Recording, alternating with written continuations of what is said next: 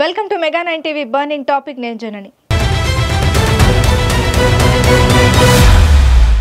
ఒక భారీ పర్యాటక నౌక, అందులో ఓ ప్రమాదకరమైన వైరస్ ఇప్పుడు ప్రపంచ దేశాలను కలవరపెడుతోంది. ఈ వైరస్ వల్ల వందలాది మంది ప్రయాణికులు అనారోగ్యంతో ఇబ్బంది పడుతున్నారు. ఇంతకీ ఈ వైరస్ ఏ షిప్లో వ్యాపించింది, ఈ వైరస్ ఎలా వ్యాపించింది, ఎంతమందికి సోకింది, అసలు వైరస్ లక్షణాలు ఎలా ఉంటాయి? Let's watch this burning topic.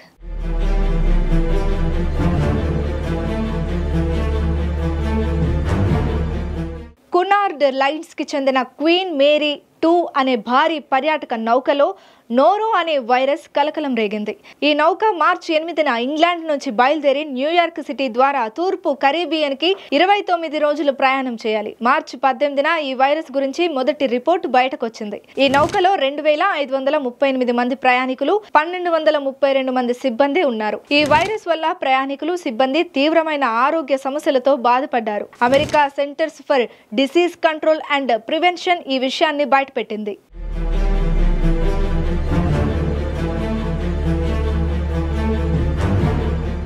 ఇది చాలా వేగంగా సోకే వైరస్. వైరస్ సోకిన వ్యక్తులతో సంపర్కం, కలుషితమైన ఆహారం లేదా నీరు తాగడం, వైరస్ ఉన్న ఉపరితలాలను తాకడం ద్వారా వ్యాప్తిస్తుంది.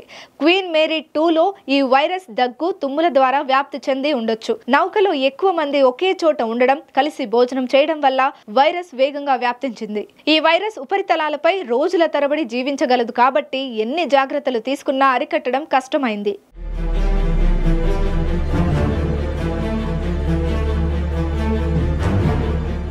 క్వీన్ మేరీ 2లో 224 మంది ప్రయాణికులు, 17 మంది సిబ్బంది అనారోగ్యంతో బాధపడ్డారు. అంటే మొత్తం 241 మందికి ఈ వైరస్ సోకినట్లు CDC రిపోర్ట్ చెప్పింది. ఇది నౌకలోని మొత్తం ప్రయాణికుల్లో 7% కంటే ఎక్కువ మందిని ప్రభావితం చేసింది.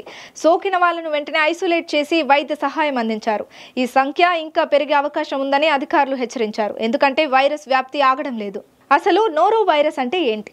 ఇది ఒక చిన్న, అత్యంత వేగంగా వ్యాప్తి చెందే వైరస్. ఇది సాధారణంగా గ్యాస్ట్రోఎంటరైటిస్ అనే కడుపు సంబంధిత వ్యాధిని కలిగిస్తుంది. ఈ వైరస్ ప్రపంచ వ్యాప్తంగా క్రూయిజ్ షిప్లు, హోటళ్లు, స్కూళ్లలో వ్యాప్తి చెందుతుంది. ఇది చాలా తక్కువ వైరస్ కణాలతో సోకగలదు, అందుకే ఇంత వేగంగా వ్యాప్తిస్తుంది. దీనికి వ్యాక్సిన్ లేదు, కానీ శుభ్రత, జాగ్రత్తలతో నియంత్రించవచ్చు.